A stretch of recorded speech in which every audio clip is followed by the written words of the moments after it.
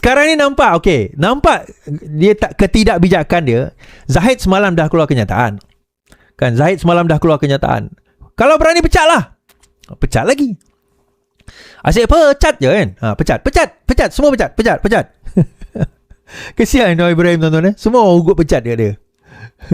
Saya rasa kalau saya tengok rambut Anwar Ibrahim, dia dah lebih serabut daripada rambut saya dah. Rambut saya pun dah tak seserabut itu kan. Rambut dia dah lebih serabut dah sekarang. Kesian lah.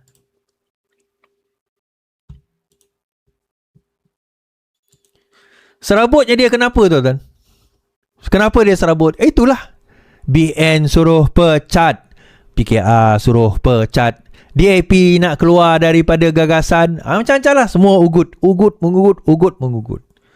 And semua ini berlaku kerana kompromi Anwar Ibrahim kepada semua.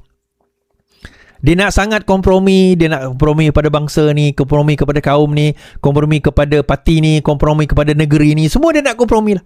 Semua dia setuju. So leader yang setuju pada semua itu bukan leader yang bagus. Leader yang tak pandai negotiate itu bukan leader yang bagus. Itu leader nak makan diri nama dia. Kan? Sendiri catur, sendiri terciduk.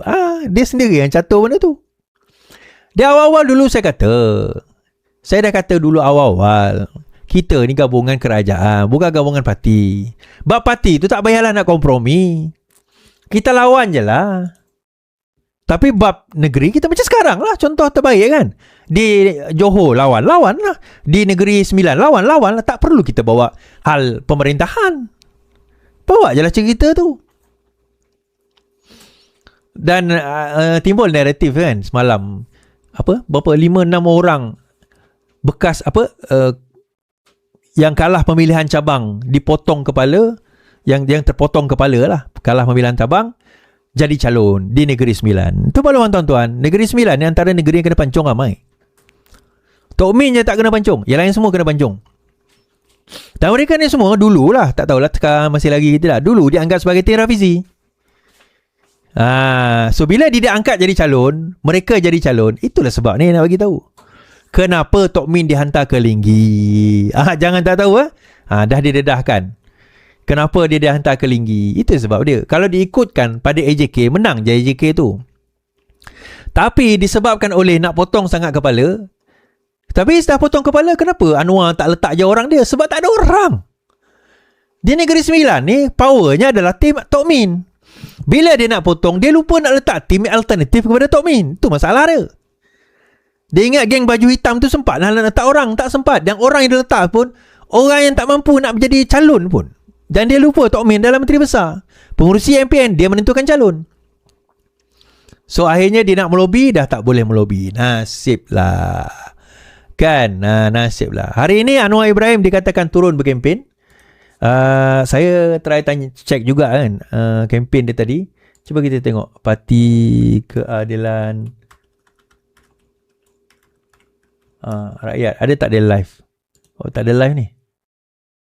Tak ada live. Okey. Tak ada live. Kita cari Anwar Ibrahim.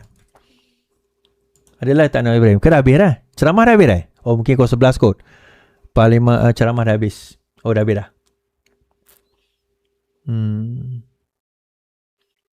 Okey, dah habis. Mungkin dah habis kot. Tak apalah. Point is, so bila adakah PRU ni akan berlaku? Dia bergantung kepada bajet.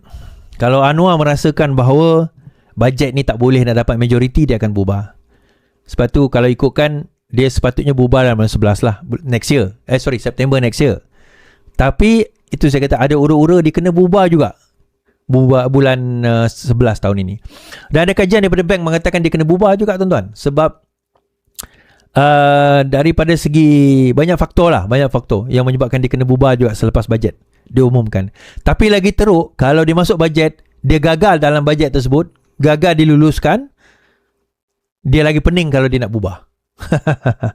Lagi pening kalau dia nak bubar. Okey. Alright, itu saja daripada saya tuan-tuan. Terima kasih insya-Allah. Terima kasih yang support, terima kasih yang like, terima kasih yang subscribe. Terima kasih 3-4 ribu orang menonton kita di semua channel kita, di YouTube, di Facebook dan juga di di TikTok kita. Thank you very much. Dan insya-Allah kita jumpa lagi.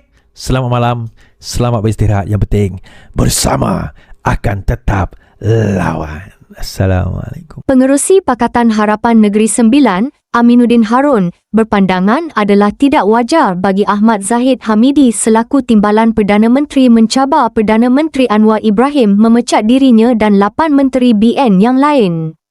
Mengulas kenyataan pengerusi BN itu bahawa Perdana Menteri boleh memecat dirinya dan Menteri BN jika tidak menyukai mereka, Aminuddin yang juga Menteri Besar berkata kenyataan Ahmad Zahid yang juga adalah Presiden UMNO itu seolah-olah mencabar kuasa Perdana Menteri.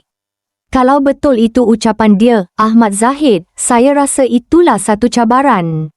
Saya rasa kenyataan itu tidak wajar diucapkan oleh seorang sahabat dan rakan baik kepada Perdana Menteri, kata yang dipetik portal FMT semasa berkempen di Tanjung Agas di Linggi semalam, Ahad lalu. Anwar memberi amaran kepada mana-mana menteri, timbalan menteri dan pemegang jawatan dalam agensi kerajaan supaya tidak menggunakan kedudukan mereka untuk menyerang rakan dalam kerajaan persekutuan ketika berkempen pada PRN. Menurut Anwar, pihak yang melakukan perkara berkenaan harus berundur daripada jawatan. Terdahulu, Zahid dalam satu program di Seremban semalam berkata, keputusan melantik atau menggugurkan mana-mana individu dalam kabinet adalah hak mutlak Perdana Menteri Datuk Seri Anwar Ibrahim. Kuasa pelantikan itu adalah hak mutlak Perdana Menteri. Jadi kalau Perdana Menteri mengesyaki ataupun dapat maklumat yang benar, itu adalah kuasa mutlak Perdana Menteri. Katanya, Perdana Menteri boleh memecat beliau dan Menteri BN lain kalau tidak menyukai mereka. Zahid berkata beliau tidak nampak sebarang sebab untuk mana-mana daripada 8 Menteri BN meletak jawatan. Selepas Anwar kata mereka yang menyerang rakan dalam kerajaan semasa kempen PRN 9 harus berundur.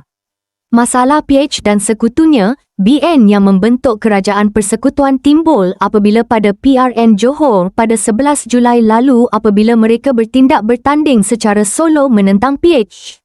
Menambahkan lagi perit itu, apabila pada PRN Negeri Sembilan pada 1 Ogos ini, BN membuat pakatan bersama PN, mereka akan bertanding di 25 daripada 36 kerusi manakala baki kerusi itu diisi oleh calon-calon PN, khususnya dari PAS dan Wawasan. Perdana Menteri Anwar Ibrahim berkata kerajaan pimpinannya perlu masa untuk melaksanakan mandat diberikan, justru sekali lagi menolak gesaan PRU diadakan lebih awal. Beliau berkata, rakyat mahukan kestabilan politik dan pertumbuhan ekonomi, bukannya terus terperangkap dalam kitaran kempen pilihan raya yang berterusan. Jadi bagilah masa, kita ada mandat, sampai pilihan raya, bertempurlah pula. Saya tiada masalah dengan perkara itu, katanya ketika sesi waktu pertanyaan menteri di Dewan Rakyat. Anwar turut berkata, kerajaan mendengar suara rakyat yang mahu pentadbiran memberi tumpuan kepada urus tadbir negara, bukannya berpolitik sepanjang masa. Saya percaya rakyat juga mahu kestabilan. Rakyat juga mahu ekonomi berkembang. Rakyat pun mahu jangan kita hanya berpolitik sepanjang masa, katanya. Beliau menjawab soalan Rosul Wahid, PAN Hulu Terengganu, sama ada kerajaan wajar mengembalikan suara kepada rakyat dengan mengadakan pilihan raya lebih awal, mengambil kira tahap seriusnya krisis Selat Hormuz dan ketidaktentuan politik dalam negara. PRU akan datang hanya perlu diadakan selewat-lewatnya pada Februari 2028, namun timbul spekulasi pilihan raya mengejut mungkin diadakan hujung tahun ini berikutan hubungan semakin tegang antara Pakatan Harapan, PH, dan Barisan Nasional, BN, kedua-dua gabungan yang menjadi tunjang kepada kerajaan perpaduan di peringkat persekutuan kini berdepan persaingan sengit dalam PRN yang terbaru menyaksikan kemenangan besar BN di Johor Sabtu lalu. BN menang 48 daripada 56 dun Johor, manakala PH berkurangan daripada 12 kerusi kepada 8. Kedua-dua gabungan dijangka sekali lagi bersaing pada PRN Negeri Sembilan 1 Ogos ini. DUN Negeri Sembilan dibubarkan pada 5 Jun lalu susulan keruntuhan pentadbiran kerajaan perpaduan PHBN. Pakatan Ban PN ada matlamat jangka pendek dengan Presiden UMNO Ahmad Zahid Hamidi bercita-cita menjadi Perdana Menteri, kata bekas ahli Majlis Kerja Tertinggi UMNO, Muhammad Puat Zarkashi. Sementara PAS pula, katanya mahu kembali ke dalam kerajaan tanpa perlu menebuk atap dan tanpa perlu menunggu pilihan raya umum ke-16 akan datang. Kenapa itu berlaku? UMNO PAS ada matlamat jangka pendek. Zahid mahu menjadi Perdana Menteri dan PAS pula mahu kembali ke dalam kerajaan tanpa perlu tebuk atap dan tanpa perlu menunggu PRU ke-16. Zahid PM in waiting, katanya dalam satu hantaran di media sosial hari ini. Bekas pemimpin UMNO itu berkata demikian ketika mengulas kerjasama BN dan PN, khususnya PAS berhubung strategi pengagihan kerusi serta rundingan kawasan bagi menghadapi PRN Negeri Sembilan. Malam semalam, BN mengumumkan senarai calon bagi 25 kerusi DUN untuk PRN Negeri Sembilan yang dijadualkan pada 1 Ogos ini, manakala baki 11 lagi kerusi masih dalam proses rundingan akhir. Timbalan Pengerusi BN, Muhammad Hassan yang membuat pengumuman itu berkata, BN tidak akan bertanding di kesemua 36 kerusi DUN kerana gabungan itu ada kerjasama dengan rakan yang boleh dipercayai. Pengumuman itu sekaligus menguatkan desas-desus bahawa BN mengadakan kerjasama politik dengan PN, khususnya PAS dan Wawasan di Negeri Sembilan. Daripada 36 kerusi DUN, UMNO akan mempertahankan kesemua 14 kerusi yang dimilikinya. MCA pula akan bertanding di 7 kerusi, manakala MIC bertanding 2 kerusi. Mengulas lanjut Puat mempersoalkan siapa rakan yang boleh dipercayai yang diperkatakan oleh Timbalan Presiden UMNO itu. Sudah pasti PAS. Dulu Tok Mat Muhammad Hassan kata PAS tidak boleh dipercayai kerana PAS suka berselingkuh dengan janda UMNO, sindirnya. Puat seterusnya mempersoalkan pembahagian kerusi di Negeri Sembilan dengan menyifatkan adalah amat mustahil untuk bersatu memenangi walau satu kerusi di negeri tersebut pada PRN akan datang. Sehubungan itu, dia menyarankan agar bersatu meletakkan calon di kawasan yang ditandingi oleh PAS bagi membolehkan kedua-dua parti itu beradu kekuatan sesama sendiri. Bersatu boleh mendedahkan perangai PAS yang tidak Islamik dalam berkawan, katanya. Malam semalam Presiden Bersatu, Muhyiddin Yassin, mengumumkan mereka akan memasuki PRN Negeri Sembilan dengan menggunakan logo sendiri selepas kecewa terhadap PAS yang kini menguasai PN apabila menangguhkan mesyuarat jawatan kuasa perundingan kerusi. Kata Muhyiddin, mesyuarat itu dijadual berlangsung pada 12 Julai lalu namun ditangguhkan ke tarikh yang tidak ditetapkan. Bekas pengerusi PN itu juga mendakwa Bersatu tidak dilibatkan dalam sebarang perbincangan mengenai pembahagian kerusi selepas mesyuarat tersebut ditangguhkan. Dia turut mendakwa PAS mengadakan perbincangan dengan BN tanpa melibatkan parti komponen PN yang lain atau mendapatkan kelulusan MT parti itu. Sejurus Keputusan Pilihan Raya Negeri, PRN, Johor diumumkan pada malam Sabtu lalu, Perdana Menteri, Datuk Seri Anwar Ibrahim yang juga Presiden Pakatan Harapan, PH, segera mengucapkan tahniah kepada Barisan Nasional, BN, atas mandat diberikan rakyat Johor. Sikap itu mencerminkan kematangan politik dengan menghormati keputusan demokrasi serta mengutamakan kestabilan negara. Bagi Anwar, keputusan PRN Johor satu lagi episod jatuh bangun dalam perjalanan politiknya. Bezanya kali ini, beliau terpaksa berdepan situasi kawan lawan kawan yang sejak awal lagi bukan sesuatu disenanginya. Namun dalam politik, apabila gelanggang sudah dibuka, lawan tetap lawan dan perjuangan tetap diteruskan. PH juga perlu akur persefahaman politik pada peringkat pusat hanya bersifat sementara. Bagi Anwar, kekalahan bukan sesuatu yang asing. PKR pernah melalui detik paling sukar pada pilihan raya umum ke-11 apabila hanya memenangi satu kerusi parlimen menerusi Datuk Seri Wan Azizah Wan Ismail. Namun, 4 tahun kemudian PKR bangkit menjadi parti pembangkang terbesar sebelum akhirnya menjadi tunjang kerajaan persekutuan pada 2018 dan kembali menerajui kerajaan selepas PRU 15. Sejarah itu membuktikan kekalahan bukan noktah perjuangan. Sebaliknya, ia harus dijadikan ruang muhasabah untuk memperbaiki strategi, pendekatan dan membina semula keyakinan rakyat. Johor pula kekal sebagai kubu kuat BN. Kemenangan besar gabungan itu pada PRN 2022 memberi petunjuk kekalahan mereka pada 2018 hanya episod sementara. UMNO dan BN berjaya menyusun semula organisasi, memperkukuh jentera akar umbi serta menampilkan kepemimpinan negeri yang lebih diyakini. Namun, keputusan PRU15 menunjukkan gambaran berbeza apabila PH memenangi 14 daripada 26 kerusi parlimen di Johor, manakala BN memperoleh 9 kerusi. Hakikat ini membuktikan pengundi Johor mampu membezakan pilihan pada peringkat negeri dan persekutuan. Mereka menilai prestasi serta keperluan semasa, bukan sentimen politik semata-mata. Persoalannya, mengapa sokongan itu gagal diterjemahkan dalam PRN tempoh hari? Jika kerjasama politik menjadi isu utama, mengapa ia tidak menjejaskan BN, sebaliknya memberi kesan besar kepada PH? Persoalan ini memerlukan jawapan jujur, bukan alasan politik. Antara faktor paling ketara ialah kepemimpinan Menteri Besar, Datuk Wan Hafiz Ghazi. Dalam tempoh 4 tahun mentadbir Johor, beliau berjaya membina imej sebagai pemimpin dekat dengan rakyat, kurang berpolitik dan memberi tumpuan kepada pembangunan serta pelaburan. Daripada bukan poster boy BN pada 2022, beliau kini muncul antara aset politik paling bernilai kepada UMNO. Pengundi Johor sememangnya mengutamakan kestabilan politik, pentadbiran cekap serta pembangunan ekonomi. Keputusan memberikan BN hampir 60% undi popular menunjukkan mereka memilih berdasarkan keyakinan terhadap pentadbiran negeri, bukan lambang parti semata-mata. Bagi PH, kekalahan kali ini lebih besar daripada kehilangan kerusi. Ia berlaku ketika gabungan itu berada dalam kedudukan lebih kukuh berbanding 2022.